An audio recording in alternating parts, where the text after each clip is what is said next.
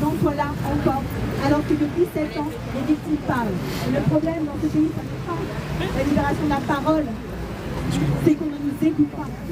On nous croit et on ne nous écoute pas. Et rien ne change. Alors nous, on est là pour que ça change. Et on est là devant ces palais de justice partout en France aujourd'hui. Parce que les palais de justice, malheureusement pour les victimes de violences sexuelles, ce ne sont pas le lieu de la justice. Ce sont des lieux d'impunité. C'est le lieu où l'impunité perdure. C'est le lieu où les violeurs sont protégés. Parce que les enquêtes aujourd'hui ne sont pas faites correctement. Parce que on fait quasiment plus d'enquêtes sur le passé sexuel des victimes que sur le passé sexuel des auteurs. Parce que quand une personne va porter plainte et qu'elle nomme la personne dont elle dit qu'elle l'a violée, eh bien cette personne souvent n'est pas convoquée. On ne fouille pas son téléphone, on ne regarde pas ce qu'il y a dans son ordinateur, on n'interroge pas ses ex-compagnes, on n'interroge pas son entourage. Et ensuite, on classe sans suite, faute de preuves. Alors, nous avons l'habitude, nous les féministes, de ces procès, de ces moments où on parle des violences sexuelles et où la braque sur ce sujet. Et c'est vrai que depuis septembre, on entend énormément parler de ces questions et c'est une bonne chose. 85% des Français suivent le procès des accusés de Mazan. Donc nous, ce qu'on veut faire cette fois-ci, c'est que cette indignation collective, elle ne tombe pas dans l'oubli, qu'on ne passe pas à autre chose. Et donc, on ne voudrait pas se laisser berner par des personnes qui nous diraient qu'en changeant un mot dans le code pénal, on résoudrait l'ensemble de la problématique des violences sexuelles en France. Non, des propositions, on en a 130. On a lancé hier une coalition pour une loi intégrale contre les violences sexuelles. Et dans ces propositions, eh bien, il y a énormément de choses pour que les enquêtes soient mieux faites, pour que lorsqu'une victime porte plainte, les enquêteurs soient obligés d'effectuer un certain nombre d'actes d'enquête, qu'ils ne puissent pas juste ne rien faire. Et on demande aussi énormément de moyens, parce que évidemment qu'il y a les préjugés sexistes, il y a les stéréotypes qui conduisent la police et la justice à ne pas traiter ces violences de manière sérieuse. Mais il y a aussi des moyens qui doivent être au rendez-vous, et à l'heure de l'austérité budgétaire, nous demandons non pas une baisse des moyens, mais une augmentation massive des moyens pour lutter contre les violences sexuelles. Il faut 344 millions d'euros par an pour répondre juste aux victimes qui portent plainte correctement. 344 millions d'euros par an. Aujourd'hui, c'est 12 millions d'euros qu'on met sur les violences sexuelles. Vous avez raison de oui, parce que c'est un scandale. C'est une goutte d'eau par rapport au budget de l'État. Donc nous, on demande juste à ce que le minimum soit fait pour que des enquêteurs et pour que 6 000 enquêteurs et enquêtrices spécialisés puissent être recrutés, pour que la justice ait les moyens aussi de faire son travail. Et puis nous demandons, comme le disait Suzy, à ce que sur l'éducation, on ne s'arrête pas. Évidemment qu'il y a la question de l'éducation à l'école, mais il y a aussi la société qu'on est en train de construire collectivement. Aujourd'hui, nous sommes extrêmement inquiètes de l'ampleur que prend l'industrie pornographique, l'industrie porno-criminelle dans la construction de la sexualité des jeunes, avec un accès à ces sites porno qui n'est absolument pas contrôlé. Et il y a une décision de justice il y a quelques jours qui est salutaire, qui a enfin demandé aux sites qui ne font pas le contrôle d'âge de fermer. Il faut qu'ils ferment. S'ils ne sont pas capables de faire sur les sites porno ce qu'ils sont capables de faire sur les sites de jeux en ligne, alors il faut qu'ils ferment. Voilà, il n'y a pas de négociation possible sur ce point.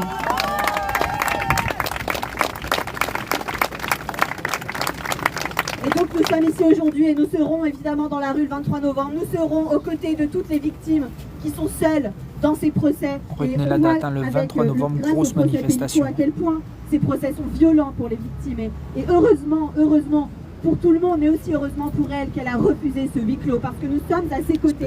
Et il faut que nous soyons aux côtés de toutes les victimes le plus possible, qui sont interrogées de manière inacceptable dans ces tribunaux et qui ne sont pas respectées, qui ne sont pas traitées de manière digne. Il y aura bientôt le procès d'une des victimes de Gérard Depardieu. Il y aura ensuite une des victimes, les victimes de Stéphane Plaza aussi, avec un procès qui aura lieu prochainement. Il faut que nous soyons au rendez-vous de tous ces procès. Il faut qu'on soit au rendez-vous du verdict de du procès pour Gisèle Pelicot.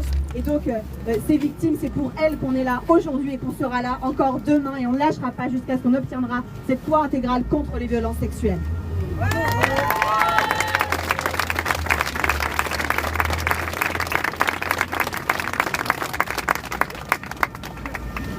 Alors, est-ce qu'il y a je pense qu'il y a des associations qui souhaitent peut-être prendre la parole. Je ne sais pas si Sonia de Stop Vogue est là.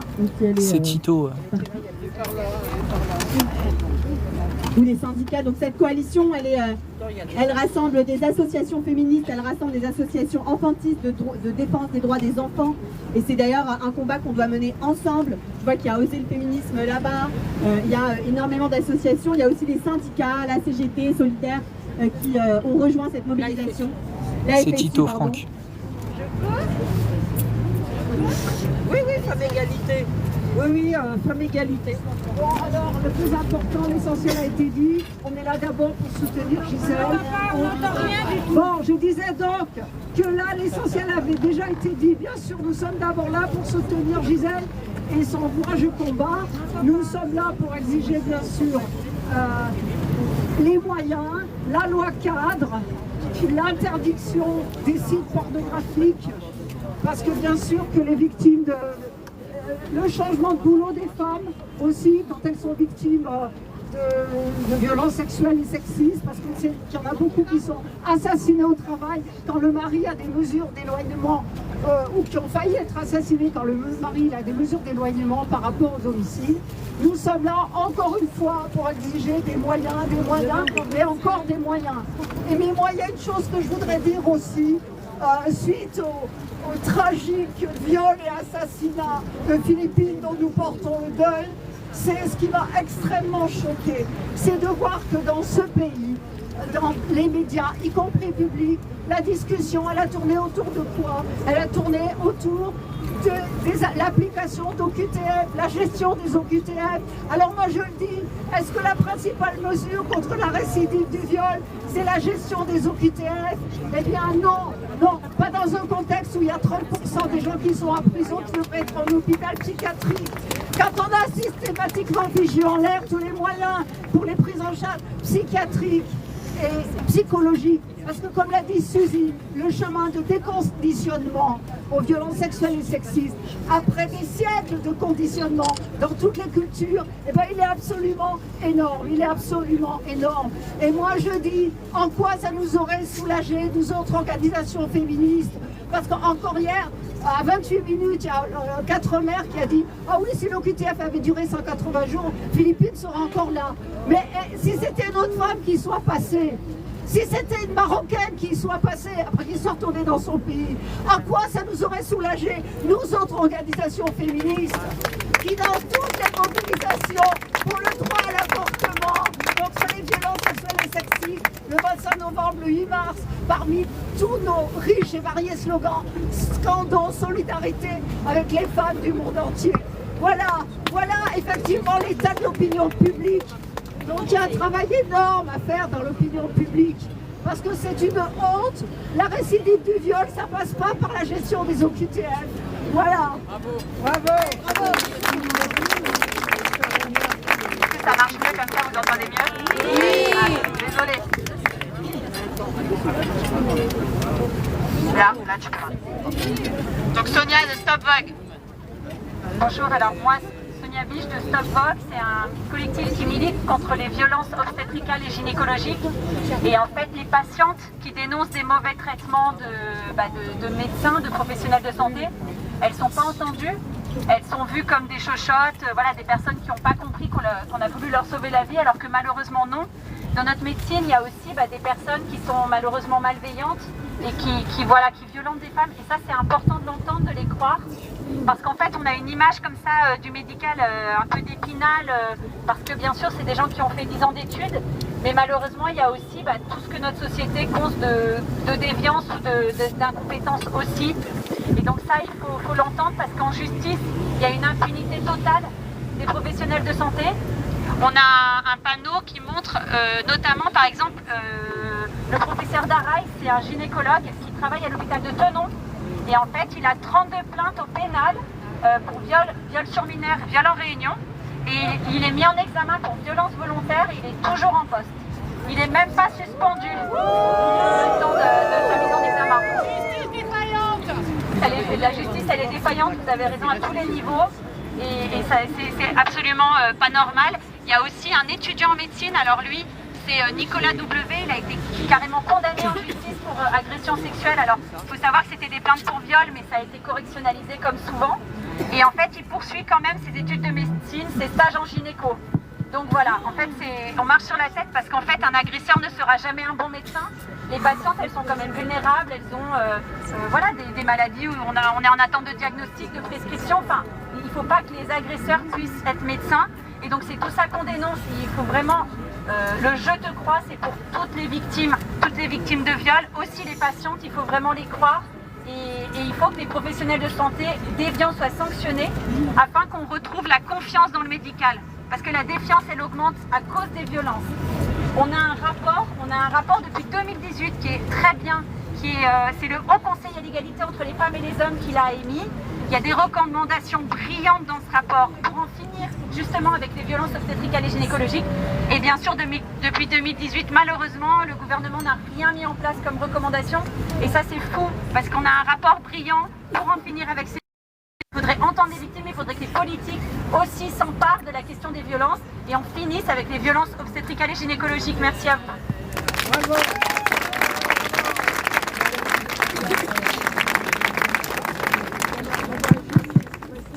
Normalement, là ça marche, mais en fait il faut vraiment parler très fort.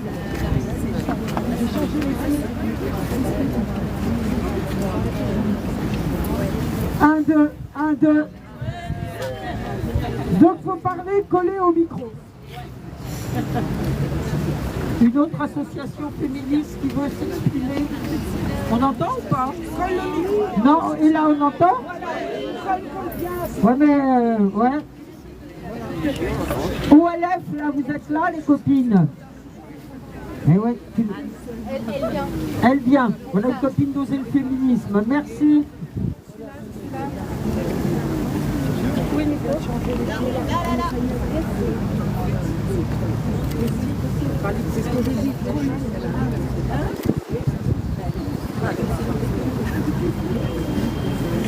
Merci à tout le monde d'être là. C'est vraiment indispensable qu'on soit présent pour soutenir toutes les victimes de violences sexistes et sexuelles. Vous m'entendez bien? Ok, je vais essayer de parler plus fort. On est dans un procès... Ça c'est mieux? Ça c'est mieux? Ok, merci. On est dans un procès absolument historique. On va attendre de voir aussi l'effet qu'il a réellement, non seulement sur la société, les conversations qu'on a sur la violence sexuelle, mais aussi sur les changements qu'on exige dans la loi et dans la justice, dans la police. Les plaintes ont augmenté, donc les victimes commencent de plus en plus à réaliser que la honte doit changer de camp et qu'on a le droit d'obtenir justice. Mais justice, nous n'obtenons pas. On a encore, dans les cas de viol, 94% de classement sans suite. Donc on a vraiment besoin de la loi intégrale qui prendra vraiment en compte la lutte contre les violences sexuelles dans leur intégralité, en passant par la prévention, la protection des victimes, la condamnation des agresseurs et la fin de l'impunité. Il y a quelque chose de particulier sur cette affaire aussi, c'est qu'elle a été renvoyée en cour criminelle départementale, c'est-à-dire qu'elle a été déqualifiée, enfin elle a été qualifiée par des... Enfin, comment dire, elle a été... je vais essayer de m'exprimer avec ça. Elle a été sous-qualifiée. Les cours criminelles départementales, c'est une justice au rabais. Ce sont des sous-cours d'assises qui sont faites pour être plus expéditives, moins chères, sans jury populaire et qui jugent uniquement des crimes passibles de peine de prison de plus de 20 ans. Dans les faits, seules des violences sexuelles y sont jugées. Les femmes obtiennent aujourd'hui une justice au rabais. C'est inadmissible. On a besoin de vraies cours d'assises, on a besoin d'un vrai jugement. D'autant plus que les cours criminelles départementales ne sont pas plus rapides, elles ne désengorgent pas la justice, elles ne fonctionnent pas. Les associations l'ont dit depuis le début, elles ont quand même été généralisées. Il y a un autre procès qui est en cour criminelle départementale qui a été renvoyé, c'est le procès du French Bukake, dont Oser le féminisme est partie prenante. Donc ça c'est le grand procès du porno, le procès des agresseurs de l'industrie pornographique. C'est une quarantaine d'hommes mis en examen, 60 victimes qui ont vécu des violences inouïes et qui aussi est un procès qui a été renvoyé en cour criminelle départementale parce que n'ont pas été retenues les circonstances aggravantes de sexisme et de racisme. Alors qu'on ne peut pas dire que la pornographie n'est pas sexiste, surtout quand on parle de violences sexuelles, dire qu'elles ne sont pas sexistes, c'est quand même incroyable. Le racisme, il est extrêmement présent dans la pornographie. Et en plus, n'a pas été retenu le chef d'accusation acte de torture et de barbarie. Je sais pas vous, mais 40 pénétrations dans la journée, c'est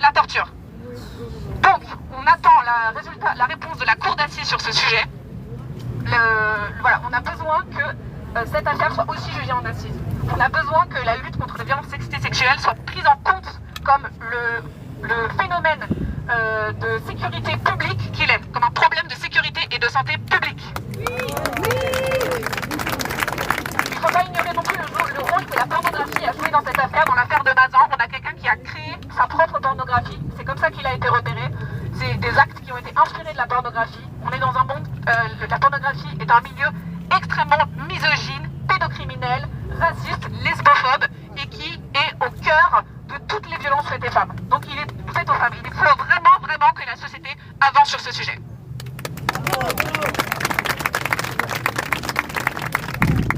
Alors, il paraît que ce mégaphone est plus fort, c'est vrai? Bon, alors, une autre intervention d'une asso féministe. Femmes solidaires, viens.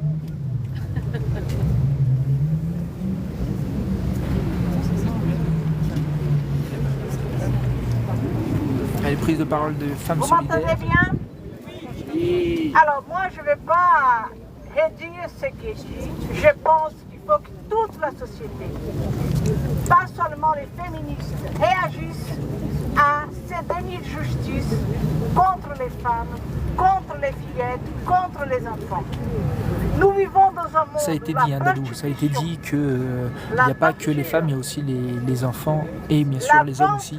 Le corps des femmes est primé par le capitalisme, par l'État. Donc, nous, associations féministes, mais pas seulement, il faut que toute la société s'insurge, que la justice ne soit pas une justice patriarcale, que nous crions dessus, que nous n'accepterons pas cette justice au rabais pour les femmes. Parce que le corps des femmes, c'est un endroit de non-lieu. Les viols, c'est du non-lieu tout le temps. Donc, il faut que nous nous implantons partout. Femmes solidaires, association nationale, notre travail, c'est tous les champs, à chaque endroit. N'oublie pas, à donc chaque le ville, 23 nous sommes novembre, implantés. grosse C'est pas manifestation quelque prévue sur Paris. C'est quelque chose au quotidien, cette lutte. Il faut que chacune d'entre nous, chacun d'entre nous, sache que cette lutte, c'est une lutte de tous les instants. Parce que sinon, cette société ne va pas changer. C'est tout ce que j'ai à dire. Merci.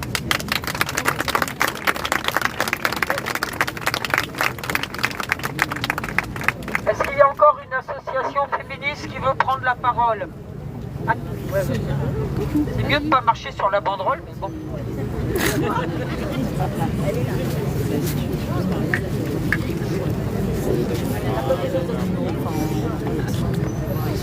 Alors, est-ce que vous m'entendez? Oui. Je voudrais simplement dire qu'historiquement, la question des violences faites aux femmes a mis beaucoup de temps à être prise en compte.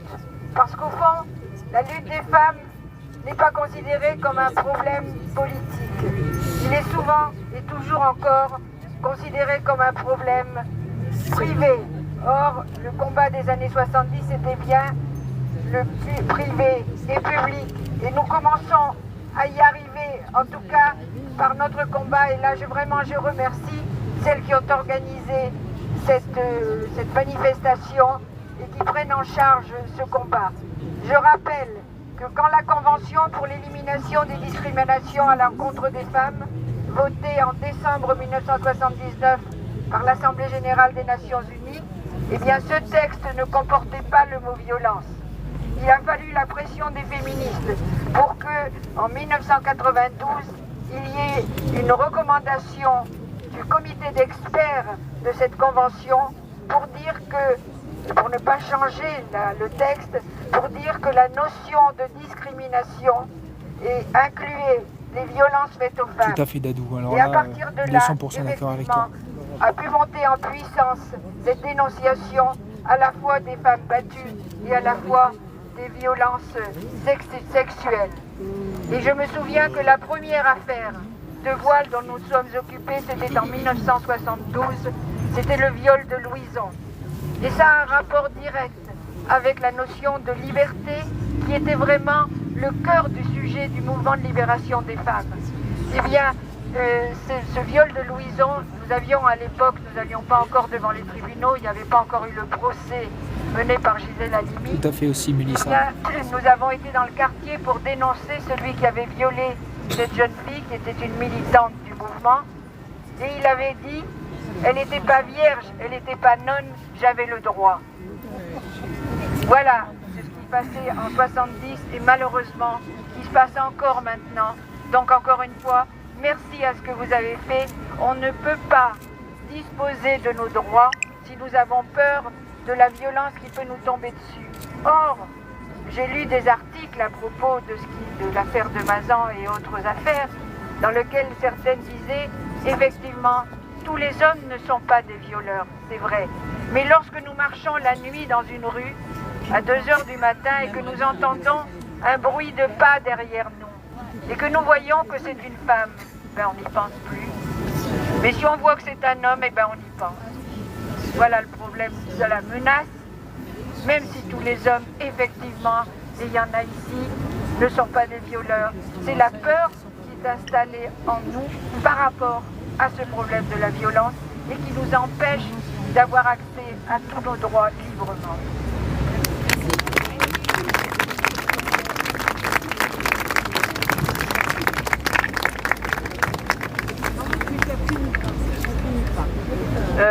Bonjour, Michel Arouille de la Maison des Femmes de Paris, écoutante entre autres. Je suis féministe, lesbienne politique et je voulais quand même rappeler un certain nombre de choses. Aujourd'hui on est ici, pas beaucoup d'ailleurs, 104 femmes ont été assassinées, féminicides dans l'année et on n'est qu'au mois d'octobre. C'est le premier constat. Qu'est-ce qu'on fait? Qu'est-ce qu'on a fait cette année encore pour tous ces assassinats et ces féminicides?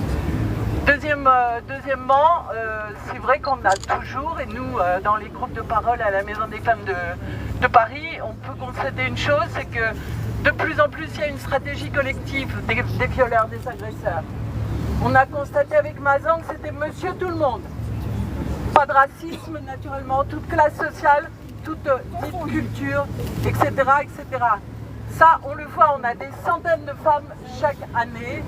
Sarah Axouz, ici présente, peut le constater, puisqu'elle est vraiment la première à constater et à accueillir.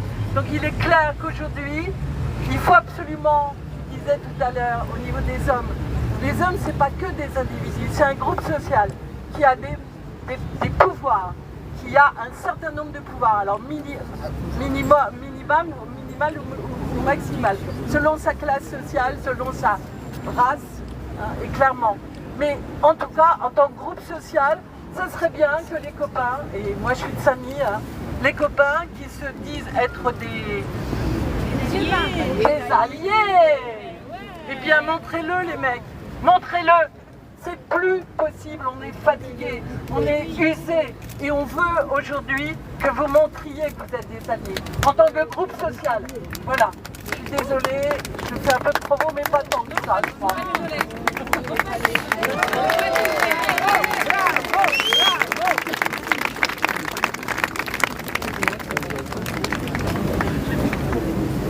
Ok, ce que je voulais dire peut-être avant de donner la parole aux syndicats et peut-être aux associations féministes, après aux partis politiques, c'est que cette Bonjour les lutte petits cœurs blancs. contre les violences faites aux femmes et aux enfants, elle n'a pas commencé en 2017 avec MeToo. En 75, après que nous ayons, vous entendez là, après que nous ayons obtenu une loi sur l'avortement, qu'il a d'ailleurs fallu confirmer en 79, nous avons commencé à manifester pour le fait que le viol soit vraiment considéré comme un crime.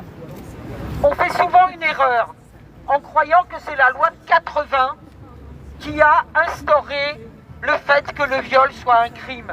Pas du tout. Il l'était avant. Mais il était, comme on dit, déqualifié en attentat à la pudeur. À l'époque, on ne parlait pas d'agression sexuelle encore.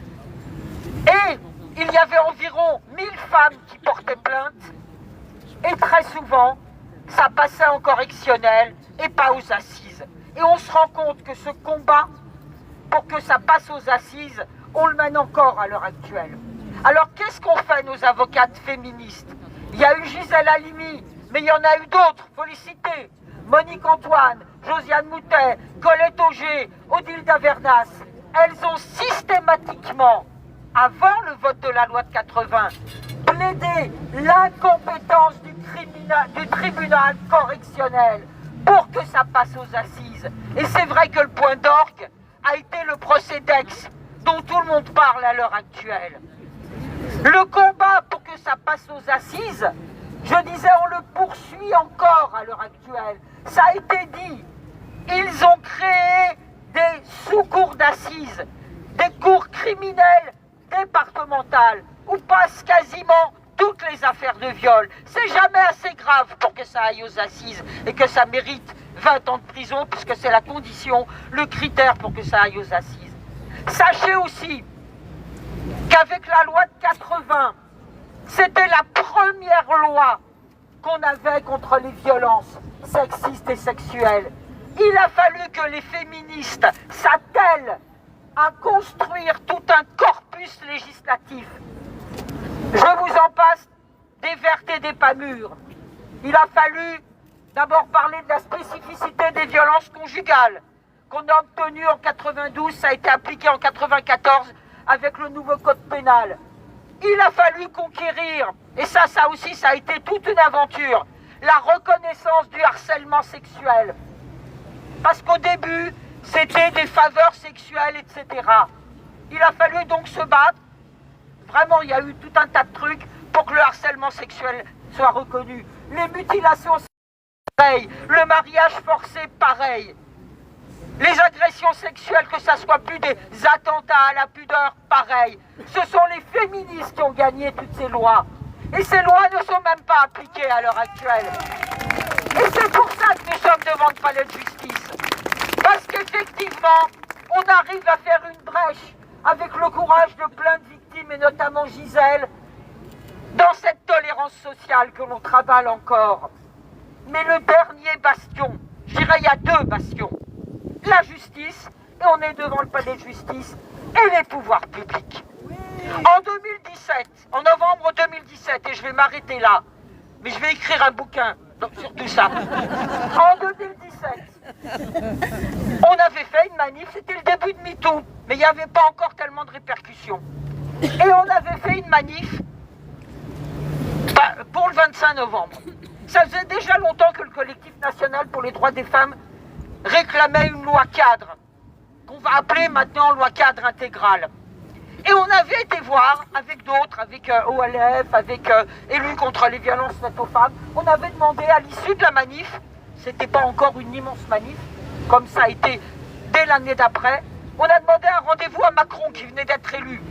Et on lui a dit, on a été reçu pas par Macron, mais par une de ses conseillères qui s'appelle Bensoussan. Et on lui a dit, on veut une loi cadre contre les violences faites aux femmes. Et elle nous a répondu, vous n'aurez pas de loi cadre contre les violences faites aux femmes. Eh bien si, et on est encore là pour la réclamer, et on continuera à la réclamer. C'est un véritable scandale que les pouvoirs publics à l'heure actuelle, comme seule réponse aux violences sexistes et sexuelles, ce sont des lois répressives. C'est normal, vous marquez l'interdit. Mais en plus, elles ne sont même pas appliquées. On l'a dit tout à l'heure. Lutter contre les violences sexistes et sexuelles, c'est un ensemble de mesures. Et c'est pour ça que nous défendons une loi cadre intégrale contre les violences sexistes et sexuelles. Ouais, Nathalie, je viens de te rajouter en tant que modérateur. Hein. Est-ce qu'il y aurait... Maintenant, si tu veux commenter. Ah ben voilà, le collectif enfantiste, qui a sa propre... Voilà. Il faut être autonome dans la vie.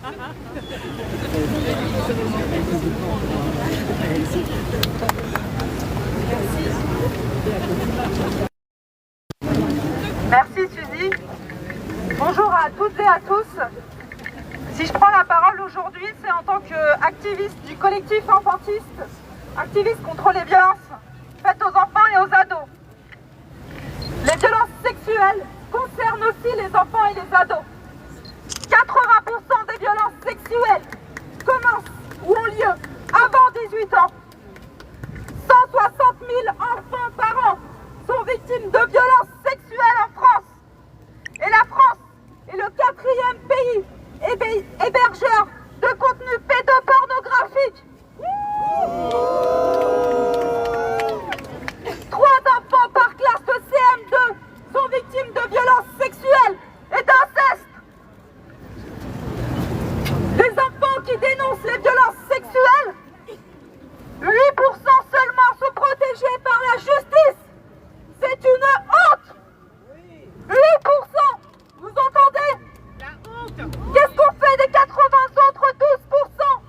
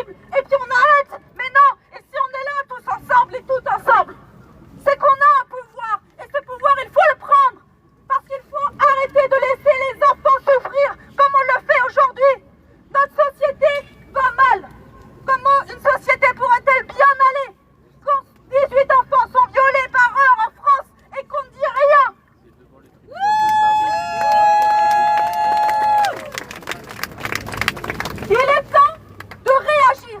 Il est temps de s'unir. Il est temps de se mobiliser. Si on n'enraye pas les violences sexuelles faites aux enfants et aux ados, ça continuera. C'est un continuum des violences. Les femmes continueront d'être violées. L'inceste est le berceau des dominations. La domination vient de l'enfance. Toutes les violences qu'on leur fait, les négligences, la manière dont on considère les enfants aujourd'hui. Ils sont délinquants, ce sont des enfants rois. Un enfant qui est turbulent, on va dire que c'est un enfant qui est mal éduqué. Mais vous ne savez pas ce qui se passe dans les familles. Beaucoup d'enfants sont victimes de violences. Ils ne sont pas turbulents. Ce ne sont pas des délinquants. C'est des enfants qui souffrent. C'est des enfants traumatisés. Quand est-ce qu'on va les prendre en charge au lieu de les juger à notre hauteur d'adultes? Ce sont des enfants et des ados. Ils sont vulnérables. Nous devons les protéger et nous devons prendre en charge nos responsabilités en tant qu'adultes. Protégeons les enfants et les ados.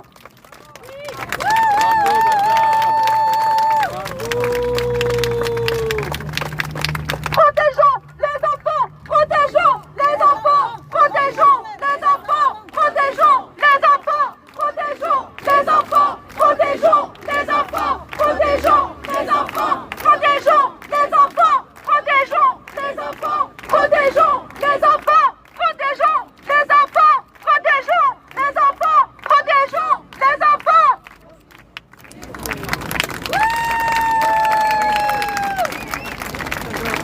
J'ai ajouté une dernière chose, parce qu'on parle d'enfants et d'ados, et parfois on a du mal à se dire que ça concerne aussi les bébés. Oui, parce que les violences sexuelles, elles commencent dès la naissance. Des bébés. Comment on peut faire ça à un bébé? Comment on peut faire ça à un enfant? À un ado ou une ado? À une femme? Ce n'est pas possible. Non, c'est inhumain, mais c'est la réalité aujourd'hui. Alors agissons et ne laissons plus faire. Le bébé ne parle pas. Le bébé parle avec son corps. Il y a des symptômes. Connaissons les symptômes. Éduquons-nous à détecter les violences que subissent les enfants. Leurs symptômes, comment ils réagissent. Nous avons des solutions, nous les connaissons depuis des années. Les enfants et les ados ne sont pas des menteurs. La justice, et notamment depuis le procès Outreau, pense que les enfants sont des menteurs et des menteuses. Ce n'est pas vrai. Très peu d'enfants mentent. Et s'ils mentent sur des sujets comme ça, c'est que de toute manière, il y a un souci. Et ces enfants-là, il faut les protéger. Il faut développer en France une culture de la protection. Dans le doute, on ne laisse pas un enfant. Dans le doute, on le protège. On ne demande pas la condamnation des agresseurs sans preuve, mais protéger les enfants au civil. C'est le minimum que la justice française puisse faire. Dans la justice, aujourd'hui même, vous avez des pères qui sont condamnés pour agression sexuelle sur leurs enfants et qui continuent d'avoir la garde de leurs enfants avec la justice civile. Ça ne fonctionne pas. La justice ne fonctionne pas pour les enfants et les ados. Changeons ça.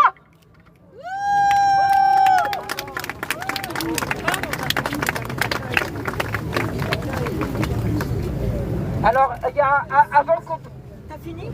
Mobilisation du 16 novembre. Ah, c'est pas le 24, J'ai c'est pas le 16 parlé novembre. des enfants placés. Effectivement. Notamment avec le procès qui sort en ce moment sur la zone du Nord. On a parlé des enfants en situation de handicap, mais les enfants placés aussi sont victimes de violences sexuelles dans leur famille. Ils sont placés pour les protéger. Et ensuite, au sein des foyers ou des familles d'accueil, ils sont de nouveau victimes de violences. Ce sont encore nos institutions qui sont défaillantes parce que les enfants placés, si les enfants sont banalisés dans notre société, les enfants placés le sont encore plus. Parce qu'ils n'ont pas forcément de parents pour les protéger. C'est l'État qui est censé le faire.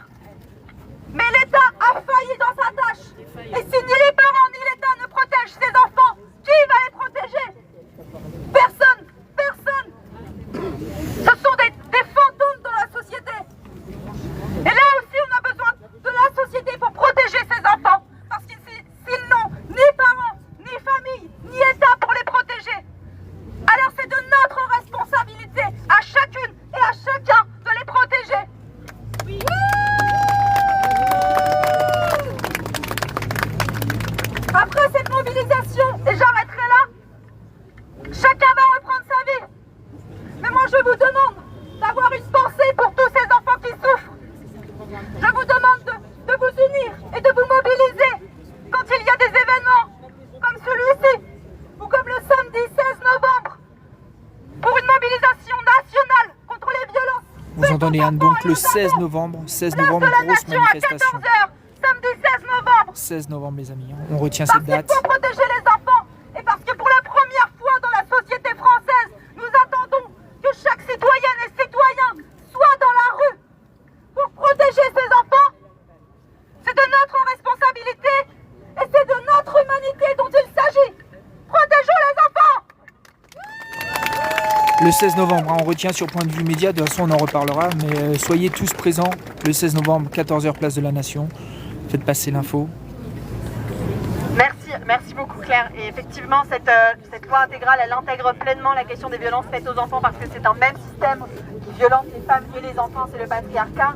Et c'est cette domination masculine que nous combattons toutes et tous ensemble. Et je voulais juste dire un mot sur la question des hommes parce que ça a été dit très bien tout à l'heure. Vous avez un rôle à jouer. Ce n'est pas le même que nous les femmes parce que nous ne sommes pas dans la même place, mais vous pouvez être nos alliés. Il y a plein de manières de l'être avec vos amis en ne laissant rien passer, en essayant de nous soutenir dans les moments qu'on vit parce que ce combat-là, il est difficile au quotidien. Vous avez entendu Claire et ce qu'elle a dit, c'est extrêmement difficile, c'est ce que vivent les militantes tous les jours, de parler de ces sujets-là, de recevoir des témoignages. Donc soutenez-les, soutenez les militantes, soutenez-nous, soutenez la lutte aussi. Et à la Fondation des Femmes, on a lancé une collecte de fonds parce que nous, notre rôle, c'est de donner au mouvement féministe les moyens de mener ces combats, les moyens d'accompagner les victimes. Cette collecte, elle s'appelle Not All Men peut-être, mais combien d'alliés? Combien d'alliés vraiment? Si vous voulez être allié, il y a plein de manières de le faire. Il y a une manière très simple, qui vous coûtera peut-être un peu d'argent, mais en réalité, vous êtes privilégié de ce point de vue-là aussi. Vous pouvez faire un don à la Fondation des Femmes qui sera redistribué à des associations qui luttent, à des associations qui accompagnent des femmes qui sont victimes de violences. Donc voilà, vous pouvez vous engager de plein de manières. Et donc le mode d'emploi, en réalité, il est très simple, il est connu. La question, c'est de le faire.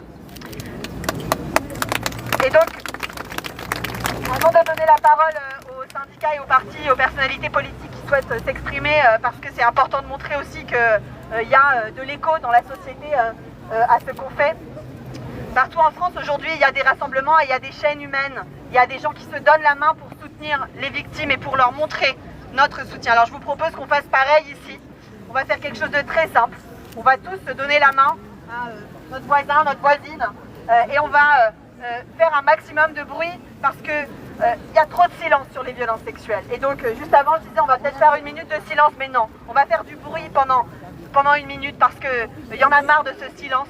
Et donc faisons du bruit, tenons-nous la main pendant allez, 30 secondes. Là, tout le monde se donne la main, donnez la main à votre voisine, votre voisin. Donnez la main à vos voisins.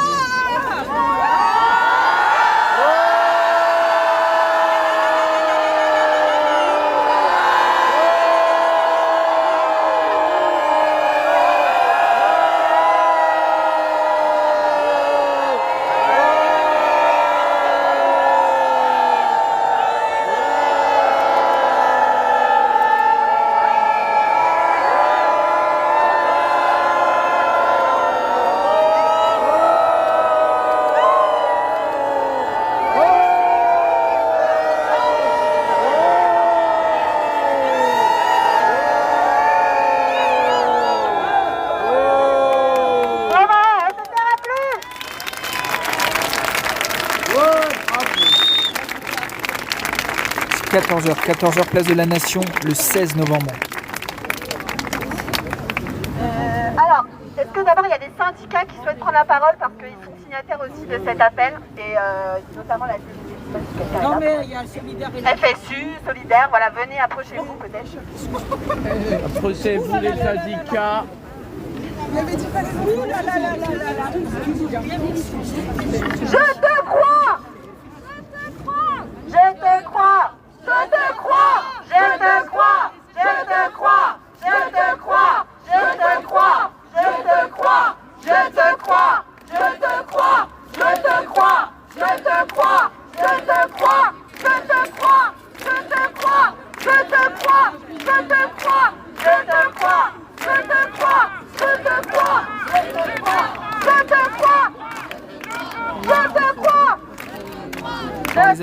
encore rester en live là ensemble. On va partir vers les 4h30 pour partir sur un rassemblement hein, pour Paul, ce cycliste qui a été malheureusement écrasé dans la semaine. On ira directement. Vous aurez un deuxième live vers les coups des 17h45.